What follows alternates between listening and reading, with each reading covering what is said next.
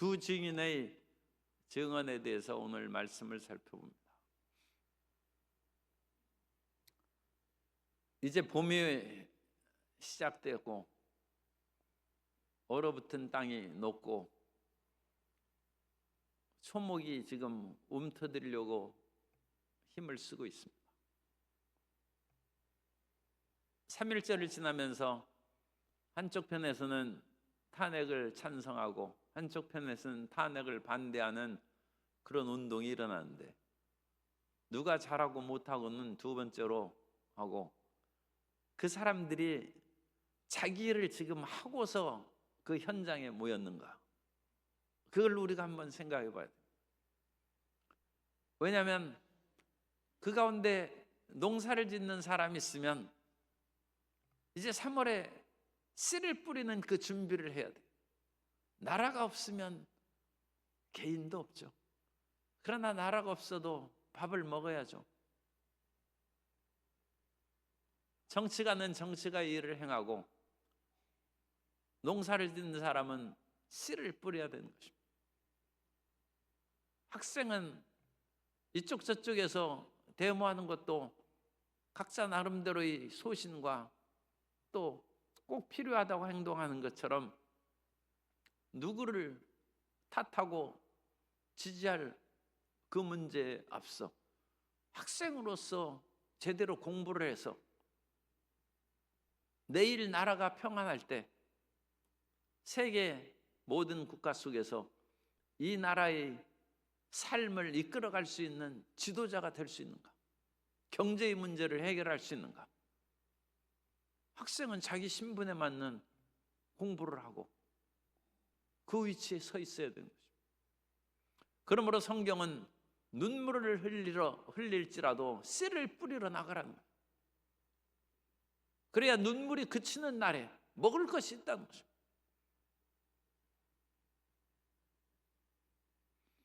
이 세상에 아무리 어렵고 힘든 일이 있어도 모든 것을 포기하면 안 됩니다. 아무리 고통 가운데 있을지라도 우리는 우리의 가정의 일, 직장의 일, 사업의 일, 또 교인으로서의 책임과 의무를 성실히 수행해야 되는데, 요한계시록 11장에 7년의 그와 같은 환란의 이야기가 전개되고 있습니다. 전 3년 반 동안, 전 3년 반은 1260일입니다. 한 달을 30일씩 하니까 42달이고 1260일입니다. 그동안 성전 안에서 예배하는 자들을 측량하고 그들을 보살피라고, 그 기간이 끝난 후에 다시 1260일, 42달, 3년 반 동안 두 증인이 나타나서, 이때는 엄청난 핍박의 시대입니다. 그럼에도 불구하고 이 두 증인이 그리스도를 증거한, 하나님의 역사를 증언한다. 그래서 이 두 증인은 두 감람나무요, 두 촛대라고 얘기했는데, 그와 같은 상징은 스가랴에 나오는 상징을 그대로 인용하는 것입니다. 그래서 스가랴서에 보면 하나님께서 이와 같이 두 감람나무를 세웠어 하나님의 일을 끊임없이 전한다는 것입니다. 그때는 극심한 핍박과 환란의 그와 같은 시대인데도 자기 해야 될 일을 하는 사람을 하나님께서 세우시고 그 사람은 그 일에 충성하는 것입니다. 스가랴 4장 2절 이하에 보면, 그가 내게 묻되 내가 무엇을 보느냐? 내가 대답하되 내가 보니 순금 등잔대가 있는데 그 위에는 기름 그릇이 있고 또 그 기름 그릇 위에 7 등잔이 있으며 그 기름 그릇 위에 있는 등잔을 위에서 7 관이 있고 그 등잔대 곁에 두 감람나무가 있는데 그 하나는 그 기름 그릇 오른쪽에 있고 하나는 그 왼쪽에 있나이다 하고, 여기 두 감람나무가 있다. 그래서 이 두 감람나무가 누구냐? 수많은 그런 주장이 있습니다. 그래서 구약 인물 가운데는 두 감람나무니까 짝져서 얘기하는 것이죠. 에녹과 엘리야다. 두 번째는 모세와 엘리야다. 세 번째는 엘리야와 예레미야다. 또 신약에서도 그와 같은 두 인물로 주장하는 견해가 있어요. 이 두 감람나무는 베드로와 바울이다. 또 스데반과 의인 야고보다. 또 세베대의 아들 야고보와 요한이다. 또 침례 요한과 예수님이다 하는 다양한 주장이 있는데, 그 가운데 가장 유력한 것이 모세와 엘리야입니다. 그래서 이 모세와 엘리야의 활동은 이 뒤에 나오는 그 말씀과 상응하기 때문입니다. 그래서 8절에 보면 그들이 권능을 가지고 하늘을 닫아 그 예언하는 날 동안 비가 오지 못하게 하고, 하늘을 닫아 3년 6개월 동안 비가 오지 못하게 하는 엘리야를 생각합니다. 또 권능을 가지고 물을 피로 변하게 하고 모세를 생각하는 것이죠. 그리고 아무 때든지 원하는 대로 여러 가지 재앙으로 땅을 치리로다. 그래서 5절에 또 보면 그들의 입에서 불이 나와 그들의 원수를 삼켜버릴 것이요. 하늘에서 이제 불이 내리는 그와 같은 역사는 불과도 모세와 엘리야가 연관돼요.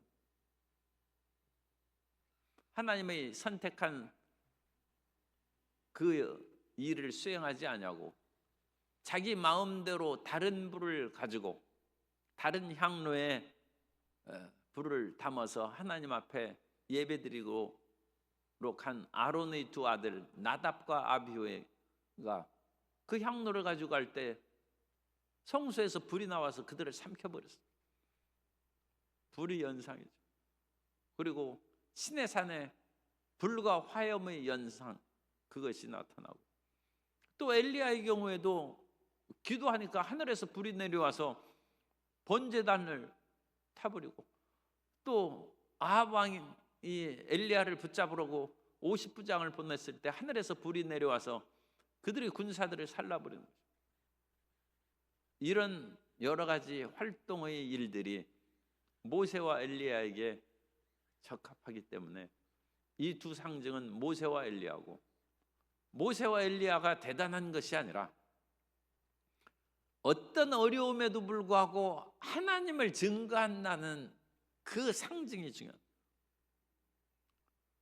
모세 시대에는 핍박의 시대고 아들을 나일강에 던져넣는 그런 시대에 살아간 사람입니다.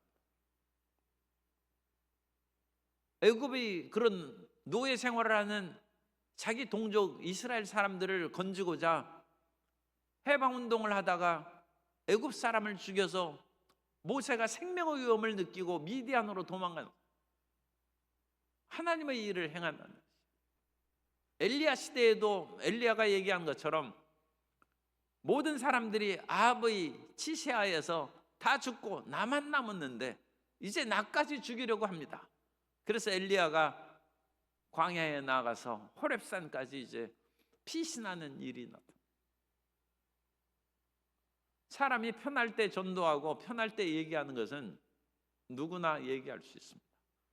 그러나 하나님의 증인은 때를 얻든지 못 얻든지 그리스도의 말씀을 증거하는 것이고, 죽든지 살든지 하나님 말씀을 전하는 것입니다. 물론 지혜롭게 하는 것은 중요하죠. 그러나 가정에서 때를 얻든지 못 얻든지 우리는 가족 구원을 위하여 믿음은 들음에서 나고 들음은 그리스도의 말씀으로 하나님의 말씀, 예수님을 믿으라고 하는 것은 뭐 내 말도 되지만 하나님의 말씀이죠. 그 다음부터는 다양하게 뭐 예수님을 믿으면 평화롭고 잠도 잘 오고 뭐 그런 것도 중요하지만 성경 말씀으로 전해요. 성경. 하나님 말씀이 힘이 있습니다. 하나님의 말씀은 좌우의 날선 검보다 예리하여 혼과 영과 관절과 골수를 찔러 쪼개는, 우리가 세상으로 향하여 붙었던 마음을 찔러 쪼개는 것은 내 말이 아니라 세상의 좋은 그런 권면이 아니라 하나님의 말씀을 전하는, 하나님의 말씀을 가지고 전도하는 우리 성도 여러분 되시기를 주님 이름으로 축복합니다. 그래서 이 3년 반 동안 온갖 그 같은 핍박의 시대에도 갖가지 능력과 권능으로, 우리가 예수님을 전할 때도 이 능력이 있어요. 힘이 있어야 돼. 말씀을 전하는 사람이 서기관과 바리새인과 같지 아니하고 권세 있는 자 같더라. 예수님을 그렇게 증거했습니다. 권세 있게 말씀을. 그래서 3년 반 동안 증거하는데, 3년 반은 성도 여러분 어떻습니까? 시간이 깁니까 짧습니까? 길다면 길다고 할 수 있지만 3년 반은 짧은 기간을 말합니다. 그래서 이것을 꼭 문자대로 7년 환란 문자대로 하고, 후 3년 반 1260일 꼭 문자대로 고집하는 사람도 있는데, 대부분의 이와 같은 주석가들은 이것은 상징이고 짧은 기간을 상징한다. 짧은 기간. 환란과 핍박이 있어도 그렇게 길지 않다는 거죠. 옛날에는 군대 3년 가면 그야말로 그냥 세상 말로 고무신 거꾸로 신는다고 해서 3년이 까마득한데 뭐 옛 애인 버리고 이제 새 삶을 찾아야 돼. 그러나 3년 금방 갑니다. 30년도 기다렸는데 3년을 못 기다립니다. 며칠 전에 그 뉴스에 나와서 보니까 20살쯤에 2013년이고 지금 뭐 32인가 뭐 그랬어요.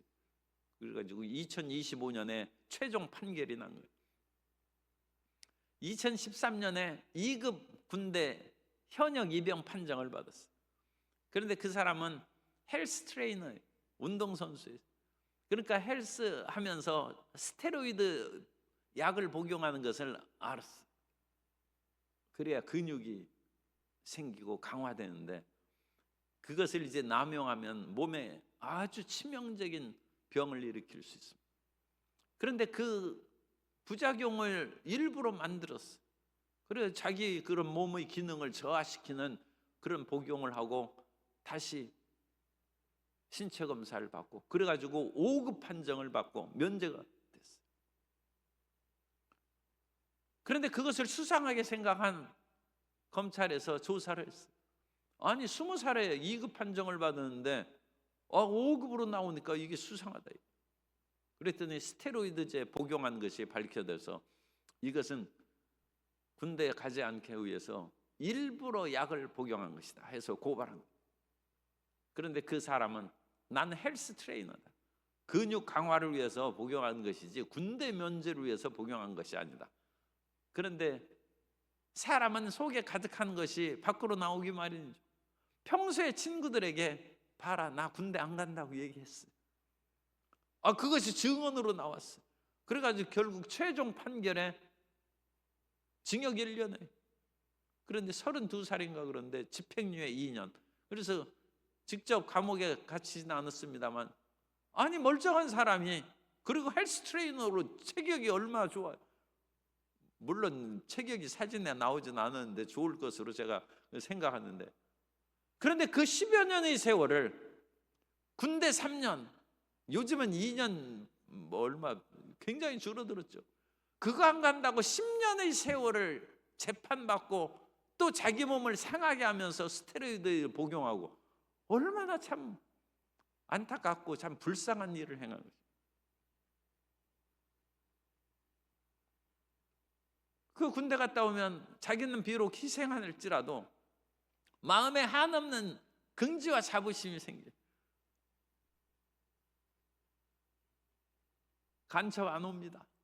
그런데도 불구하고 저는 총 들고 서 있었어요. 그런데 그거 끝나고 나니까 그래도 나의 선배들이, 나의 부모님들이 나라를 지킴으로 내가 편안하게 자고 공부를 할 수 있었던 것처럼 나도 그만큼 시간을, 나라를 위해 시간을 바쳤다 생각하니까 마음이 뿌듯하고 기쁨이 생기더라고요. 그런데 그 10여 년의 세월을 재판받고 약 복용하면서 자기 몸을 상하게 하고 그 자랑스러운 자부심도 없애면서 약물 복용해서 지금 뭐 안 간, 군대 안 간 거죠. 안 갔지만 그 사람은 징역형을 받았어요. 얼마나 잘못된 것 같은 결정을 내렸는지 20살의 나이에 스스로 파멸의 길로 가는 것입니다.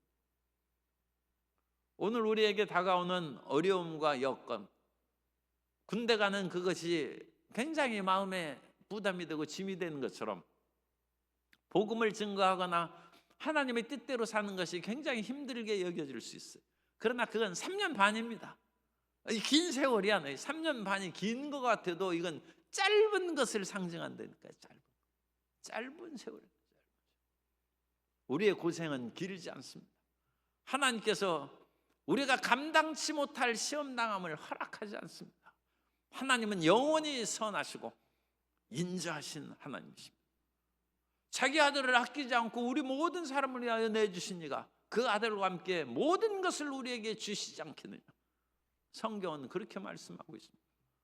그 사랑의 하나님 앞에 우리는 고생이 다가오고 질병이 다가오고 어려움이 다가와도 두려워하지 말아야 돼요. 오늘 참 특이한 두 가지 특징을 보는데 이것이 굉장히 중요한 것입니다. 5절에 보면 이 두 감람나무 하나님의 증인이죠. 어떠한 어려움에도 말씀을 증거하는 모세와 엘리야와 같은 마지막의 그리스도의 증인. 이 사람은 꼭 두 사람이라고도 볼 수 없어요. 두 사람을 통해서, 왜냐하면 증인은 항상 두 사람 이상해야 돼요. 두이나 셋. 그러니까 예수 그리스도를 증인할 때도 이와 같이 두 사람 이상의 그 증인을 세워서 어떤 환난 때에도 예수님의 복음을 증거한 사람이 확실히 있다, 그것을 상징하는 거죠. 그래서 확실히 예수님을 증거한 사람이 있는데, 이 사람들이 5절에 보면 만일 누구든지 그들을 해하고자 하면 그들의 입에서 불이 나와 이들을 삼켜버리고, 6절 끝에 보십시오. 6절 끝에 보면 아무 때든지 원하는 대로 여러 가지 재앙으로 땅을 치리로다. 복음을 증거하면서 이기는 것이 나타납니다. 그런데 때가 됐어요. 1260일이 지났어요. 이 사람의 사역의 기간이 끝났습니다. 끝날 때 7절에 그 증언을 마칠 때 무저갱으로부터 올라오는 짐승이 그들과 더불어 전쟁을 일으켜 그들을 이기고 그들을 죽일 터인지. 이 두 증인이 죽었어요. 하나님의 증인이 어찌 이런 일이 있는가. 그러나 1260일 사역이 끝나면 그것을 마쳤기 때문에 하나님께서 그 다음 일을 행하는 것이고, 그 다음 일은 죽는 것입니다. 캐드린 콜만이라는 20세기의 유명한 신유 종이 있었어요. 여자 목사님인데 탁월한 능력이 나타나서 수많은 병들을 고쳤습니다. 그리고 그분에게는 요즘에는 별로 이제 사람들이 꺼려하고 그것을 좋아하지 않지만, 안수할 때 사람들이 쓰러졌어요. 그래가지고 자기도 모르는 저항할 수 없는 힘에 끌려서 그 뒤로 넘어졌는데, 그것을 체험한 그 사람이 나중에 쓴 거예요. 자기가 젊었을 때 캐드린 쿨만 신유의 종을 만났을 때 그 강한 힘에 압도되어 쓰러졌는데, 캐드린 쿨만의 사역이 끝나는 것이 보였다. 하나님께서 이 주의 종들에게도 사역의 마감의 때를 주는 거예요. 그러면 모세가 영원히 살아야죠. 엘리야가 영원히 살아야죠. 그런데 모세는 죽고 엘리야는 승천했습니다. 그래서 후계자로 모세보다는 못하지만 그래도 훌륭한 여호수아가 세워지고 엘리사가 세워지고, 하나님은 그렇게 이끌어가는 것입니다. 하나님만이 영원하신 것입니다. 인간은 지나가는 것입니다. 그런데 캐드린 콜만이 그 때가 지나갔는데도 계속 일을 하려고 한다. 그래서 자기를 안수했는데 안 넘어가더라는 거예요. 그래서 자기가 일부러 넘어져 줬다는 거예요. 캐드린 콜만이 마음이 아플까 싶어가지고 자기가 일부러 쓰러졌다는 그 간증을 캐드린 콜만 그 책에 그렇게 써놨어요. 그 사람도 정말 캐서린 쿨만 주의 종을 사랑하는 마음으로 그와 같이 일부러 쓰러졌지만 안 쓰러져야죠. 그래서 스스로 깨닫게 해줘야 되는데 깨닫지 못하면 캐서린 쿨만은 계속 하나님께서 나를 사용하는 것으로 착각할 수 있죠. 그런데 그 사실을 이미 본인이 왜 모르겠습니까? 그런데 그 본인의 사역을 끝까지 하려는 그 욕심이죠. 그것이 인하여 일이 이제 문제가 생깁니다. 그런데 모세와 엘리야 이 두 감람나무가 무정에서 올라오는 그와 같은 흑암의 세력, 그것도 상징하는 것이죠. 그것을 인하여 전쟁을 해서 흑암의 세력을 꺾어버려야 되는데 오히려 죽임을 당해서 죽었어요. 하나님이 그들을 하늘에서 지금 불이 내려오고 온갖 권세로 복음을 증거하던 사람도 일이 끝이니까 하나님께서 이제 그만두라는 것입니다. 그리고 그들의 시체가 예루살렘에 쓰러졌어요. 그래서 예루살렘도 하나님이 거룩한 성인데도 불구하고 거기에서 예수님을 십자가에 못 박은 곳이기 때문에 영적으로는 소돔이고 애굽이라고도 표현했어요. 그러니까 이 지명이라든지 지리적인 상황은 영원한 것이 아닙니다. 그래서 사도 바울도 영적인 예루살렘이 중요한 것이지 이 땅의 예루살렘이 중요하지 않다. 그렇게 이제 사도 바울이 강조하니까 이 땅에 있는 예루살렘을 중요시 여기하는 서기관과 바리새인들이 이 사도 바울을 살려줬겠습니까? 그래가지고 사도 바울이 붙잡혀서 결국 이제 나중에 순교까지 가는데 이런 것은 사람들이 참 받아들이기 어렵죠. 이 지상에 대한 예루살렘을 사랑하는 그 마음을 버리지를 못하는 거죠. 그래서 이 껍질을 벗어버리지 못하는 거죠. 그런데 어쨌든 이와 같이 영적인 소돔과 애굽, 그런데 그곳은 예수님이 십자가에 못 박힌 곳이라는 거예요. 그곳에서 이 두 증인이 죽었다. 무슨 말씀입니까? 예수님도 죽었으니까 그리스도를 믿는 사람도 그 증인도 죽을 수 있다. 그런 각오와 담대함을 가지라는 거예요. 아니 우리의 주님이 죽으셨는데 왜 안 죽고자 발버둥 치냐? 모세와 엘리야 두 감람나무도 죽는다는 것입니다. 그런데 더 중요한 것이 있죠. 더 중요한 것은 이 두 증인이 사흘 반 후에, 사흘도 이거 짧은 기간에 이제 3년 반에 비하면 더 짧은,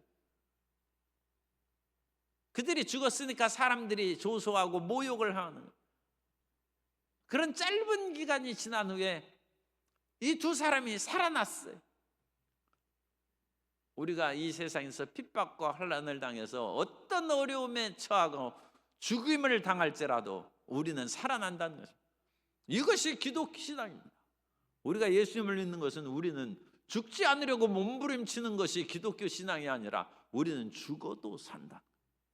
십자가의 죽음과 부활이 기독교의 가장 강력한 두 주제어입니다.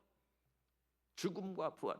이 세상은 죽지 않기 위해 몸부림치는데 한 번 죽는 것은 정한 이치라. 그런데 두 증인이 다시 살아서 예수님처럼 승천하셨습니다. 우리가 예수님의 뜻을 쫓아 살면 우리는 죽어도 살 것이고, 예수님이 승천하셨은즉 우리도 하늘에 올라갈 것이고, 예수님께서 보좌에 앉으셨은즉 우리도 그리스도와 함께 보좌에 앉아 세세토록 하나님을 찬양하고 영광을 돌리게 될 줄로 믿습니다.